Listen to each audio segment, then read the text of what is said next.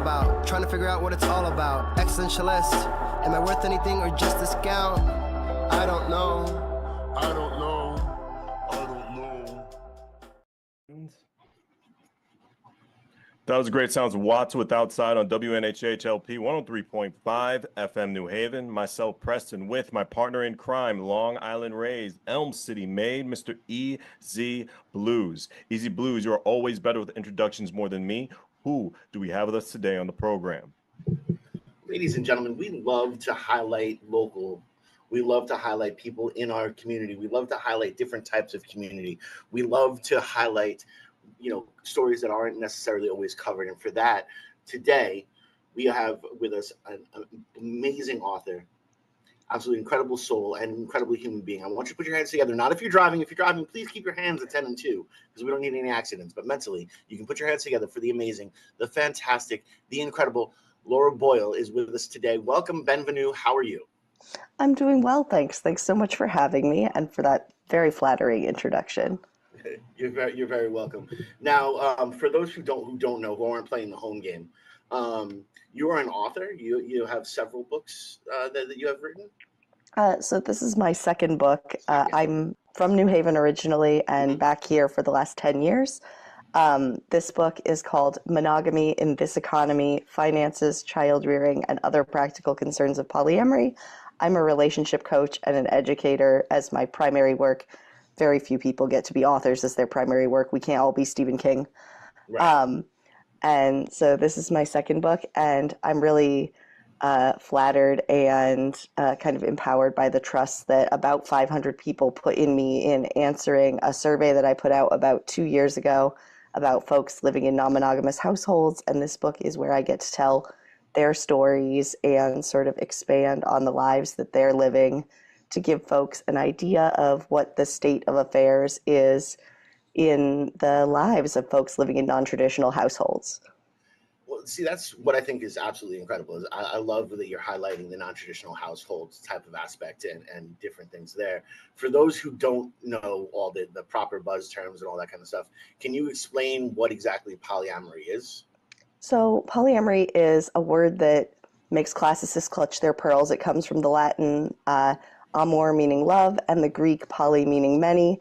And it means folks who are engaged in more than one relationship that tends toward affection or love, right? So these are folks who are in long-term committed relationships with more than one person.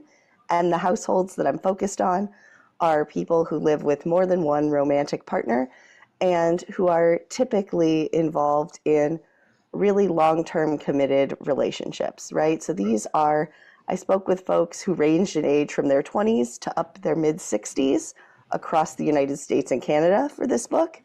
And it was a really interesting sort of process, right? And folks from as close as Connecticut to as far as British Columbia, Canada. And so studies that were done before mine show that somewhere around 6% of North American adults are currently in non-monogamous relationships, and about 20% of North American adults try a non-monogamous relationship at some point. So this is something that is growing in frequency, and it's a community that is kind of getting popular attention right now, for lack of a better way of describing that. And so I think it's something that needs to be brought to a little bit more of public understanding, because your neighbor might be non-monogamous and you don't realize. Right. Like 5% of folks, that's 1 in 20 people. That's a lot of people. No, that is like absolutely amazing when you think about it. And you think about it, like as per New York City or even New Haven, where you have, I think we'll say 8,000 people living there. That's stating that 5% is probably going to be in a non-monogamous relationship. Now, for those that are in that 20% that are looking for or that are going to, what kind of advice would you have for them? Well, so as a relationship coach, my primary advice to folks is always to communicate more, to talk about the things you think you might want as you get into it, and to recognize that you and your partner are going to find that some things are surprising or are things that you react to differently than you thought you might, and be prepared to adapt, right? Humans, in every study that psychologists have done, are bad predictors of what our actual emotional reactions are in both directions. Sometimes we're much happier with things than we thought we would be, and sometimes we're much more unhappy. So we just have to be prepared to go with the flow and to lean into the fact that we love people and that we're willing to grow and change with these people who we're committed to. Right. Now, I love the title of the book. I think it's absolutely incredible. Monogamy in this economy, which is so true, because, the more it takes a village type of aspect is so important. How do you help guide people through that process, and like, how do you help them guide to when they know they can start to include different parts of their family and different aspects like that? Well, so there's a chapter of the book that's on the various ways that the folks I spoke to have chosen to intermingle their finances or not intermingle their finances, which actually tended to fit the national trends among monogamous people, which is that fewer people combine finances than used to, right? A lot more of us don't mix all of our finances, or only combine some of them and still keep our retirements separate, or things like this. And some of this is just that nowadays women can have separate money, right? Until 74, we literally couldn't have credit cards without our husbands signing for them. And that's not that long ago. And so all of these things are very rapid changes in social mores that we're still adjusting for day by day and year by year. And so some of these adjustments are things that we see in all kinds of relationships. But I include in that chapter very detailed breakdowns of different ways that folks are choosing to either combine or not combine or partially combine, which is the most common choice, their finances, and things like, what's a household expense? Because I think everybody can look at a household and go, well, the rent or the mortgage is a household expense. The utilities are a household expense, but are y'all combining your debt? Right. Is everybody paying in together to help pay for each other's student loans? Is everybody sharing the expenses of a car? Or are you only sharing and paying for a car if you're both using the car? What counts as sharing the use of a car? And that answer is very different if you live in New York City than if you live in Connecticut. Right? And so those sorts of factors, the book is more of a series of conversations that you need to have with your partners or with the appropriate, professional figures, because there are questions to say in there, to conversations to have with financial planning professionals if you have additional assets, conversations to have with attorneys if you have children and you're planning to list somebody as a third parent, because in many states you can do paperwork to list somebody as an additional parent or guardian. Oh, wow. I understand that that's a front edge of how things are changing, but just like with step parents, you can get some additional guardianship paperwork done so that there can be visitation if there's a split later. Things like this. The same thing can be done if someone has been raising your children for 5, 10, 15 years. They're still an important person. And for the good of those children, you can get some paperwork done.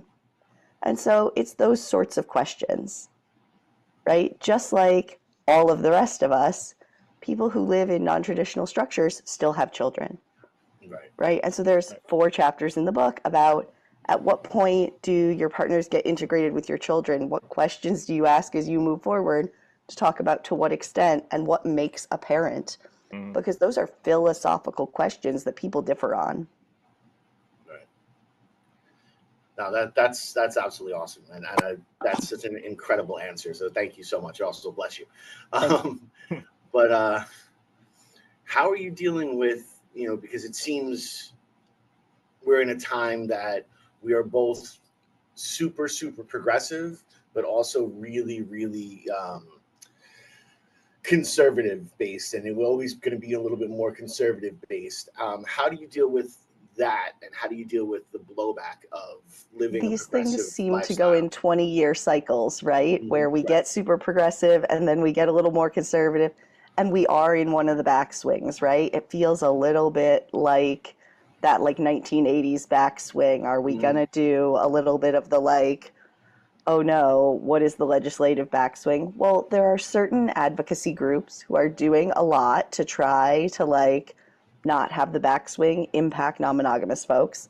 There's the Polyamorous Legal Advocacy Coalition, the PLAC, who drafted form legislation that's been adapted in a few cities that makes it so that in a couple of cities in Massachusetts, you can register a civil union that's got more than 2 people in it. Sort of like gay folks did, right? They're literally piggybacking off of that same legislation and adapting it. And in California, they drafted non-discrimination legislation and adapted that same previously existing legislation to, you know, adapt for our purposes. And some of that legislation is being talked about in big cities currently. Right. Whether or not it'll get adapted, we'll see. They're talking about it. And they've drafted it such that you can bring it to your local city council member and say, hey, will you propose this? This group has drafted this language. You can just bring it forward. And so we'll see whether that gets moved forward or not over time, because we are in this very dual purpose time of we're the most progressive we've ever been, and we're backsliding really hard. Right. Only time will tell. And what advice do you have for couples that are going through, or, you know, clusters that are going through, you know, dealing with the more conservative side of things? So I think it depends where you're located, right? If you're in a place that's not supportive, making your choices about whether or not it's safe to be out, right? Because it is about your and your children and your family's safety.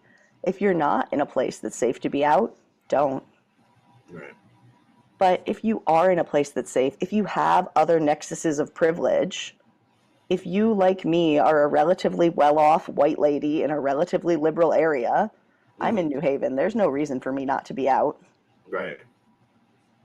Right? Like, my children have 3 parents, and all of their schools know, and all of their doctors know, and we've never had a single problem. Right. It's But communication, I bet. communication about that is perfectly fine, right? We've been upfront with every teacher since preschool. Right. My son came home from his pre-K 3 like families day and came home and went, Mom, do you know that some people don't have 2 moms? And like, he was so sad for his classmates that only one other kid whose parents were divorced had 2 moms also. Right. He's like, some of those moms must be so tired all the time. Anyway, but like, out of the mouths of babes, right? Right. But anyway, but if you're living in outside of a big city, in a very rural area, in the middle of flyover land, or in parts of the country where they're currently legislating everything about other people's relationships and other people's bodies and all of these things, yeah, don't move in with your other partner. Right. Don't put yourself in a position where everyone can see exactly what your business is. Conduct your business a little bit more circumspectly. Right. Unless you're the person who makes all the money in town, who is totally self-employed, who is not going to lose any of your problems, right? Right. And if you're on top of that also a gender and sexuality minority, right? If you're trans, if you're also a minority on top of that, if you're suffering from multiple indexes of marginalization, don't come out. Right. Wait. Hold off until some of these other things are dealt with by those of us who have less to lose. Right. We are doing the work the best we can for you. That's one of those things where this is a moment where those of us with the privilege to do it should be doing this work for you. And like, if you're in a position where I have friends who are trans and out as polyamorous in some of these dangerous places because they're like, I'm getting treated like, so I am all the way out. My apologies for the language, but they're being treated horribly. Right. We respect So the they're going to honesty. be all the way out. Yeah, well, you want to know something? There's no way to avoid it. Yeah, Right. it becomes that aspect of I'm already going to be hated, so I might as well be hated for 100% of who I am. Mhm. Right. And at that point, they may as well live their lives. Right. But they also are people who, at that time and in that position, don't have children to worry about, Right. are relatively secure in their employment, Right. and have other issues that they're not insecure about. Right. So you pick and choose your battles as you go forward. No, definitely. But Most it is the definitely. situation where if you're not insecure in your employment, if you're otherwise not particularly marginalized, be out. Talk Right. about it loudly. This is the way we move forward progress. And I guess it's kind of like with any type of dealing with the marginalization aspect of it. How would you guide someone in the coming out aspect? So my personal hot take is that just like the sort of coming out as some type of queer, Mm-hmm. you can give people some time to adjust to this news. Right. You can come out and they can have a bad reaction, and you can give them a few weeks or a few months to come around. Mm-hmm. In that like old truism of Dan Savage's, like, give them a year. Right. If they can't come around in a year, then you can cut them out. Okay.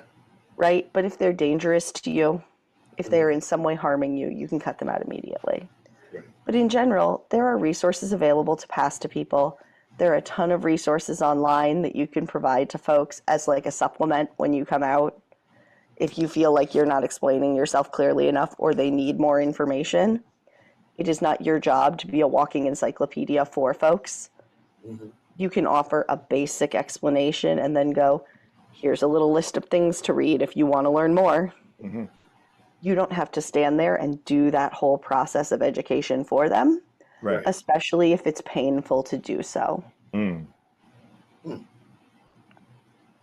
There are some people who you'll want to do that work for, Right. right? Are they your best friend? Are they your sister? Do you want to make sure they're getting the impression that is exactly what you're doing and not letting them go online and see somebody do something totally different from you? Right. Because there Right. are 100 ways to do non-monogamy. It is choose your own adventure. So there will be someone else doing something that looks nothing like what you're doing that may be the first thing they find. Right. I love how you coined that as it's to choose your own adventure, because that's definitely what it seems like. As long as you're upfront with your communication, you're including being straightforward with your partners, not even looking at it as per with the rest of the world, but just in the small nuclei. Seems to be the most important thing there, and I want to really hammer that home. Mhm. That Right. how important the communication aspect is for any type of lifestyle, but especially a lifestyle that includes more than one partner. Right. And the part that makes it consensual is the part where you're able to give informed consent, where you know what the other person is doing. Right. And like that's really consensual non-monogamy is the umbrella term. It's any of these relationships that are outside of the monogamous sort of standard understanding. And that can include polyamory, that can include types of non-monogamy that are not sort of long-term and committed, that are short-term, the Dan Savage monogamish kind of understanding, Mhm. the 70s key party swingers type thing. Any of Right. those can also be consensual non-monogamy. They're just not polyamory necessarily. Right. Right. And those may be the first things the person you come out to thinks of. Right. I know for a lot of people my age, when we try to come out to our parents, that's their first thought. It's that, or it's like a hyper religious Mormon thing. And we have to be very clear that that's not what we're doing. Right. Wow. On WNHHLP 103.5 FM New Haven, myself, Preston, and my partner in crime, Long Island Rays, Elm City Made, Mr. EZ Blues. Laura, how was Possible Futures? You were there for their book event. I know you're on a 10-city tour. Please tell me about that. I'm happy you're smiling, and just please tell our audience about that amazing experience. Well, so I love Possible Futures as my local bookstore here in New Haven. Definitely, They it's a have great place. such a welcoming space, and Yes, it's they do. great because you can go, you can hang out, read there, even if it's a time when like you can't necessarily afford to shop, although it's a wonderful bookstore if you're looking for something. They have a beautifully curated selection. Yeah, yes, they do. So it's wonderful. So I had an amazing book launch event there with a great collection of family, friends, and local community members to do a reading and a Q&A. Yeah. We had a great discussion. And it was the first stop on, I'm doing an international book tour. International, okay. Yeah. So I Nice. got a grant from the Polyamory Foundation to support me doing a tour. Oh, good for And my you. publisher is the American branch of an English publisher. So we're simultaneously releasing in both countries, and I'm doing a stop in London, England at the end of my tour in November. Nice. And then I also have one stop in Canada. So it expands my little tour into like, look, I'm going to 3 countries, which is such a like, I try not to downplay myself in every way, but anytime I say international, I then have to go, okay, but does it really count? Because it's Toronto and then Totally does. one stop. But yeah. And so I'm very excited because I keep getting amazing opportunities from my colleagues in the polyamory space to expand the stops that I'm doing here in the States. So like it was at 10 when I spoke to you guys initially about doing this. I've now got 12 stops planned now through the end of November. Good for you. And I am so excited about it. This weekend, I'm in New York City at Blue Stockings Cooperative Bookstore. Okay. And then next week, I'm doing some online classes about this subject. And the week after, I'll be down in Nashville, Tennessee. I'm doing 2 events, one with a local polyamorous group and one at a bookstore, both of which are open to the public technically. The one with the local group is like they run a social followed by a live podcast recording. And then we're doing the bookstore event the next day. And like, I'm just very excited to get to meet so many people around the country who I like occasionally loosely interact with in comment sections online. Right. Who now I get the opportunity to meet so many people across the country who are That's doing awesome. these things. There's nothing like a face-to-face interaction. Yeah. Nothing like it. I mean, you can do as many stuffs online and, you know, like through Zoom and stuff, but like just like the interaction between human beings in like one space, it's amazing. It really is. I'm happy for you. I really am. So it's really beautiful to get to do this like expanded thing and to get the sense of it's not just numbers. These are real people all over the place, you know? How long has the polyamory, it's just me, I gibber sometimes, foundation just been about throughout all these years? Tell us a little bit about that. So they're a relatively new organization. They're a grant-making 501c3 that was formed in 2019 out of their initial grant, their like initial pool of funds was formed in the will of one of their founders. But they grew out of this group of folks who had all been polyamorous for about 30 years prior. Right. And who had been friends and met in the circuit of conferences run by an organization called Loving More out of Colorado, which has existed for about 40 years. And Loving More and Family Tree are the 2 big polyamorous organizations that ran out of Colorado and out of Boston that have existed since the late 70s. Late 70s, early 80s for each of them. And so those are the 2 biggest organizations. The term polyamory didn't exist in print until 1990. Well, that's not a long time ago. That's crazy. No, Wow. but like groups have been living this way and like doing this using other terms for it. The term before that was polyfidelity, which is now still used for folks who live in closed polyamorous relationships. Like they're not seeking additional people outside of people who are all together. Right. Okay. And now anyone who's either open or closed, and like polyamory is like the term above polyfidelity as a subtype of polyamory. Oh, okay. Right? Okay. So it's like a hierarchy of terms. Right. But polyamory as a word didn't appear in print until 1990. It got used in conversation before that, but nobody wrote it down. Okay. And so all these folks who like have known each other since way back then, one of them had died and in her will said that they had to use all of her money and start a foundation. Right. Right. And so that began in 2019. And the Okay. foundation had to give funds for projects that benefited the polyamorous community. Okay. All right. So yeah. Nah, thank you for breaking that down. Anyway. Any positive? What's been the best positive reaction you got just from in this tour so far? I know you just hit New Haven and you got a lot more to go. I But did what's New been Haven and some- Philadelphia so Yeah. far. And in Philadelphia, I got to meet a really pleasant couple who they like, I didn't know them at all, but at the end of our talk, me and my colleague Annie, who runs a like online blog, who co-did the event with me in Philadelphia, they like ran across the room to her and like gave her a giant hug to tell her how much the blog that she keeps online like Right. inspires them every day. Mm-hmm. And that to me was just the most wholesome thing to see in the world. Okay. And so I thought like that kind of connection that people can get was very sweet to see. Easy, I'm gonna tip my hat to you. Like, I know that that's parasocial, but like it's so No. cute. It's great. It's great to hear. It's great to hear. And Well, it's, see, yeah.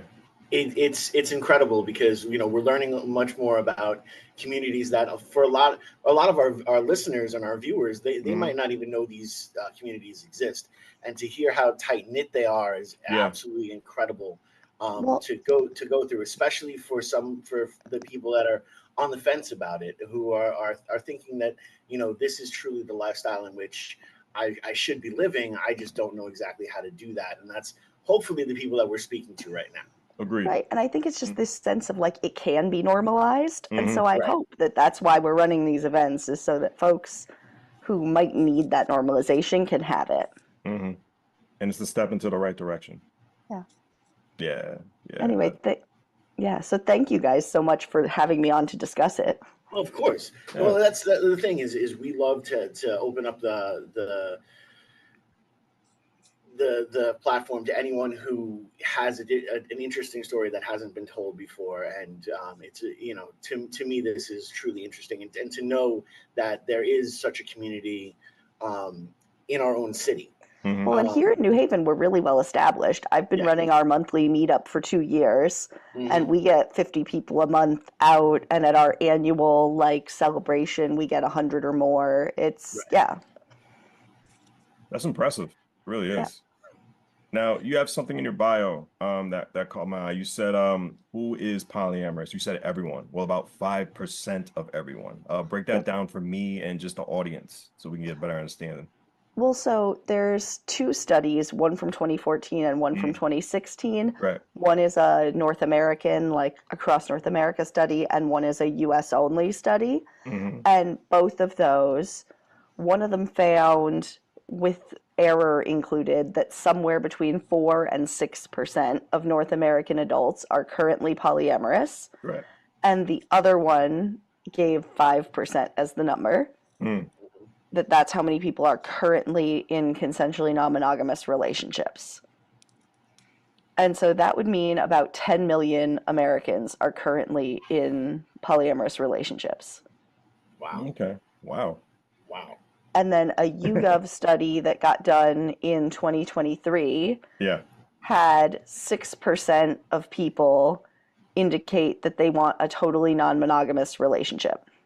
Wow.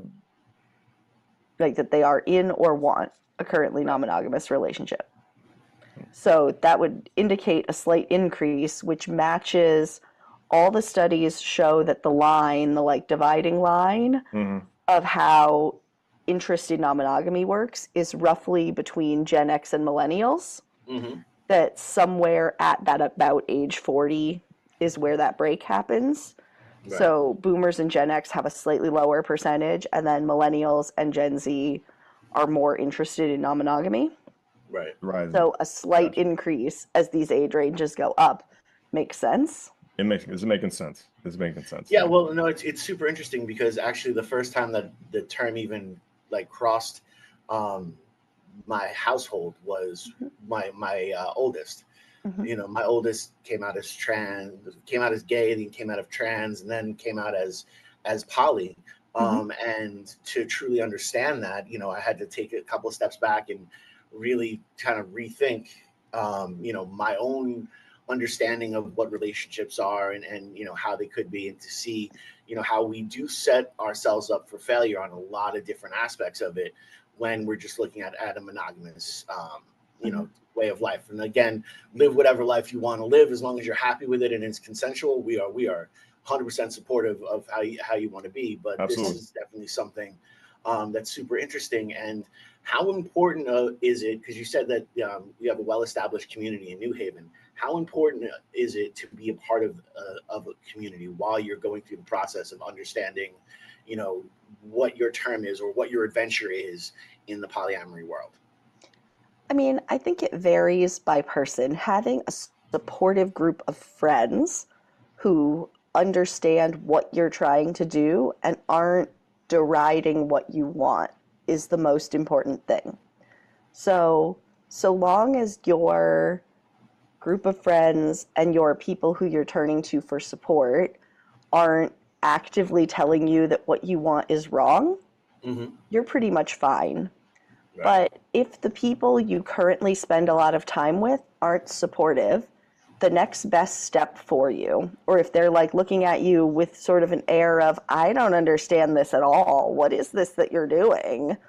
The next best step for you is to find supportive community of people who are already doing this, so that you can develop a sort of alternate friend group of people who get it and people who are currently doing it, so that even if they're kind of casual friends, there's folks you can talk to about this. Okay. So that when you have issues that are related to this, you've got a sounding board. And it's not just a therapist. It's not just someone who is billing you at $100 an hour, right? With the copay, right? Like, Right.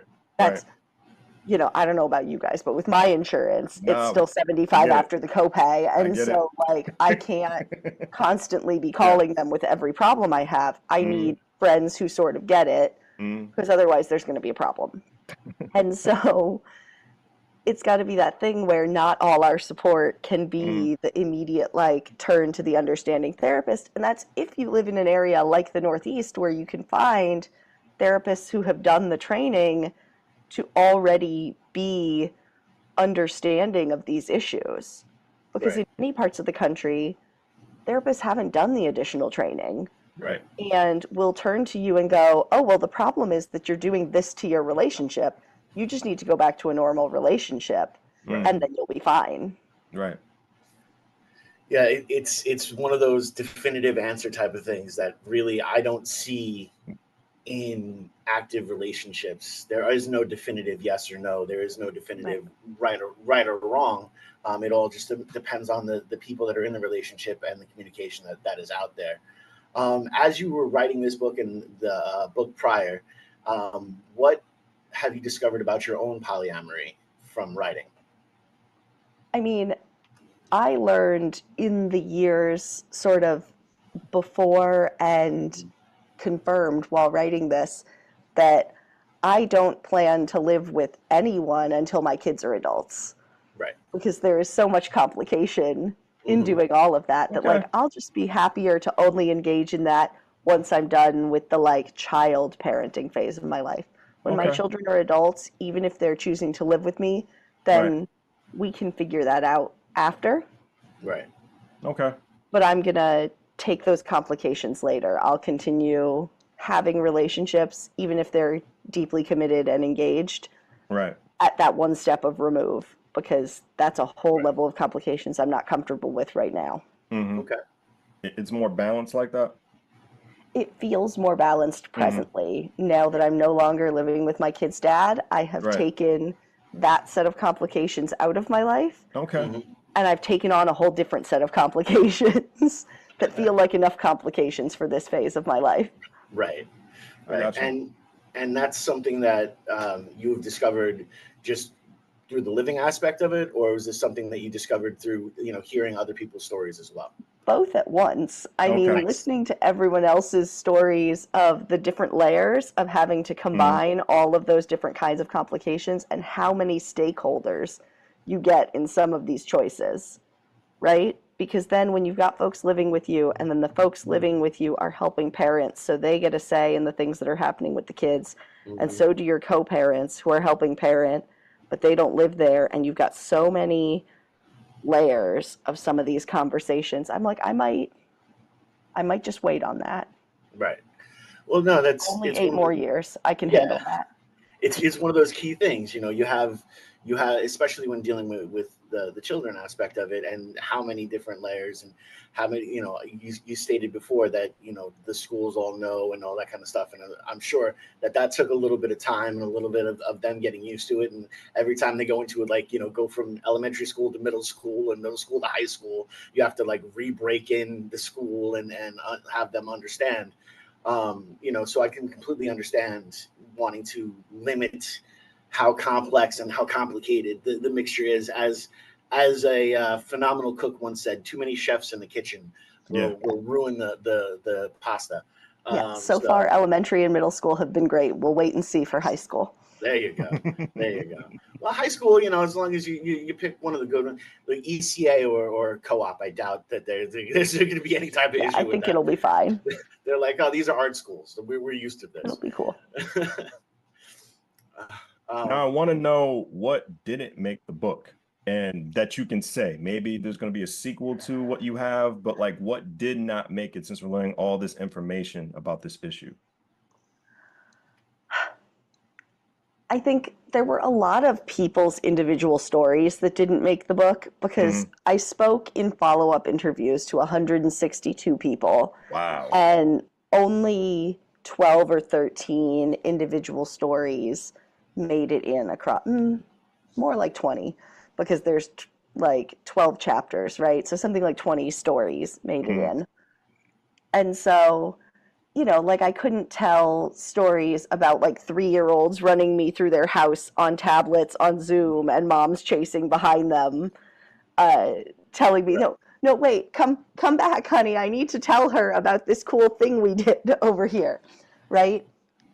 But a lot of people talk to me at length about like really intricate detail about ways that they dealt with landlords or things like this that like felt too personal to include in this, that I had to like wipe away into a couple of sentences about vague statements like screen your landlord, right? Because you need to turn it into advice that people can take.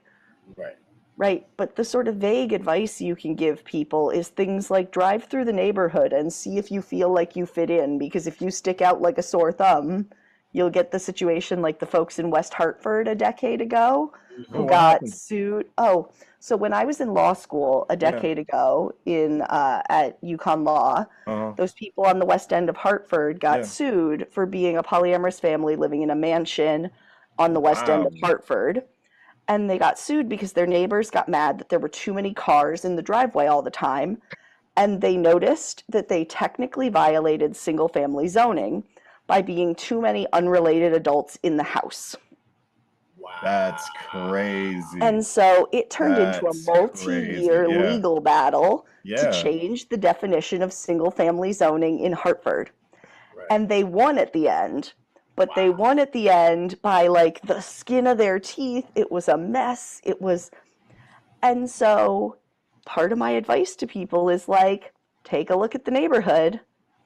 Is it a lot of Karens living with like only 2 people and 1 car in the like nicest neighborhood in town? Are you going to stick out like a sore thumb? Because if you are, that's not where you want to buy.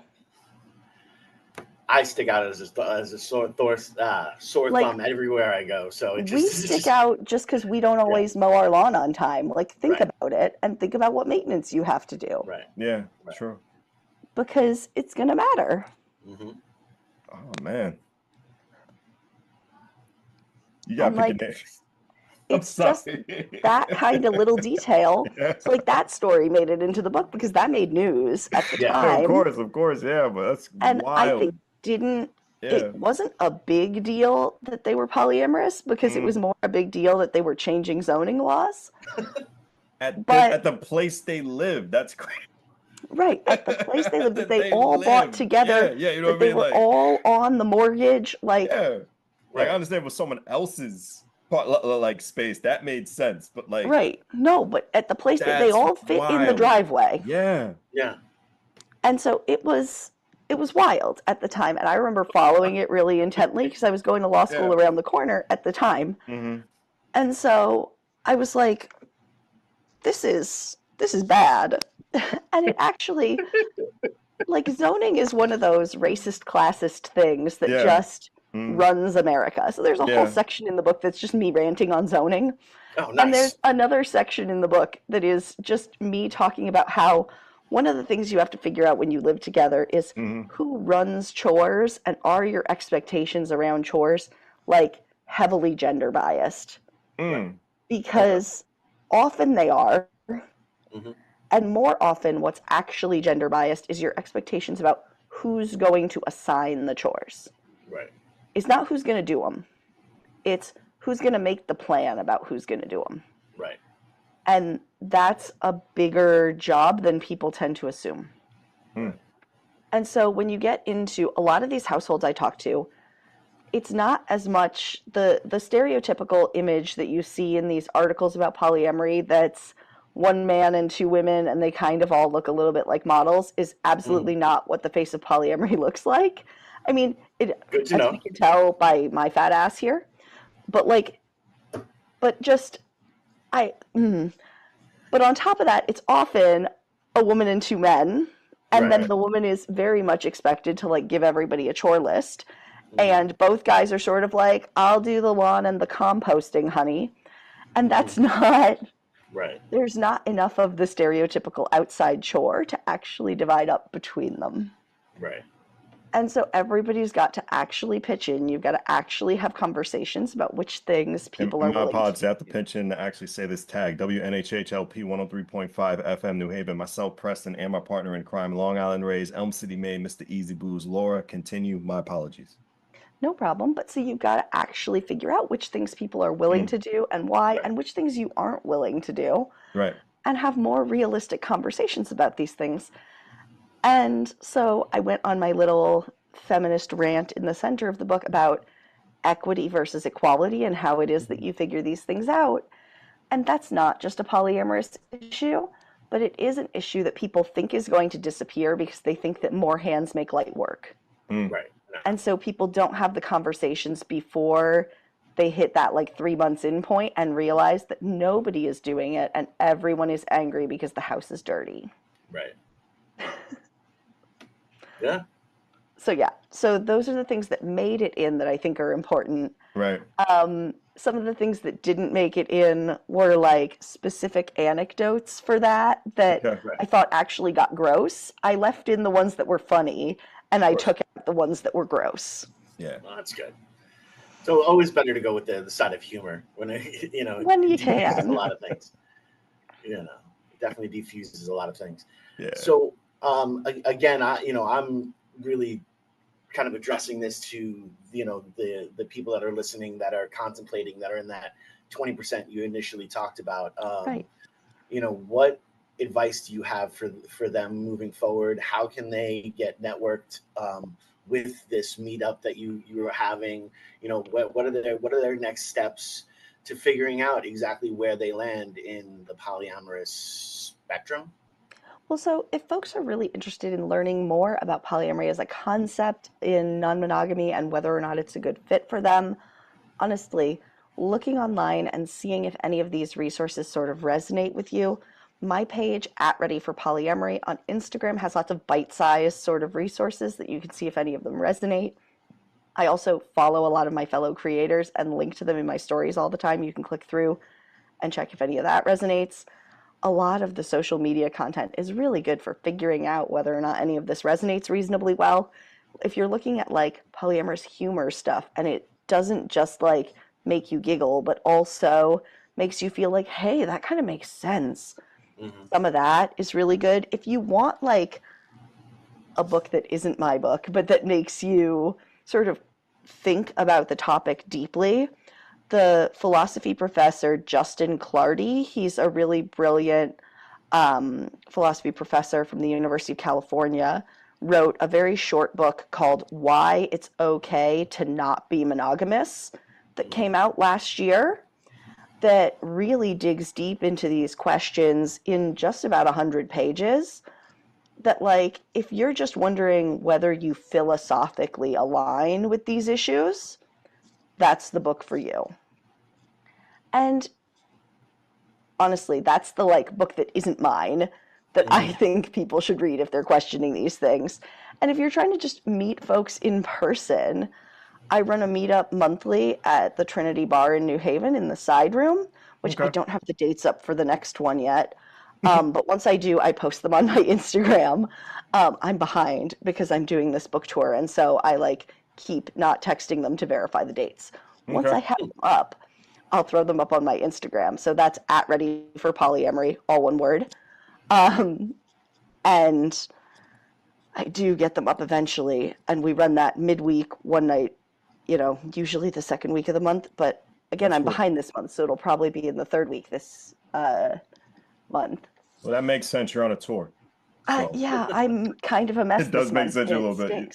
Everything's a little cluttered and congested, but I'm a little behind. Got good problems. Yeah, I have good problems right now. So I try to run that monthly. It's been monthly except December for the last 2 years, because around December no one shows up. So I stopped trying. Makes sense. We all have families and lives. Yeah. But unfortunately, we're coming to a close. Yes, thank you so much for having me. I really appreciate it. Definitely, it was really fun getting to learn a lot from you and getting to know more just about what you want to talk about. And hopefully this gets normalized and we can just eliminate the hate when it comes to this. But any inspirational words you just want to give just to our audience, as the last minutes come as we close out, and just also just feel free to give out your more dates for your tour and your social media information. This time is yours, Laura. So I just want to remind folks that you probably know someone who is or has tried to be non-monogamous at some point. So just remember that there is no sort of malintention or hate behind it. Right. And if you want to follow me, my website is www.readyforpolyamory.com. All of my social media are at Ready for Polyamory. I'm on pretty much all of them. And you can find my book, Monogamy in This Economy. That's question marks after the monogamy and in this economy, at bookseller you like. I'm in Manhattan at Blue Stockings Cooperative Bookstore this Friday. And I have an online class on the 10th of September, which you can find the links for on all my social media. So thank you guys so much for having me. Absolutely. And we appreciate you on WNHH. It's been really great to chat. Nice. WNHH LP 103.5 FM New Haven, myself, Preston, and Mr. EZ Blues. Appreciate you.